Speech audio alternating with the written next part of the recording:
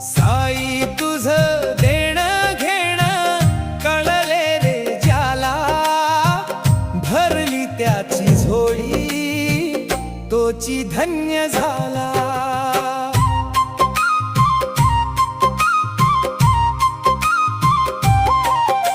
श्रीमंत असे वा गरीब, भिकारी वा राजा, समान नजरेने पाही सर्वांसी साई माझा.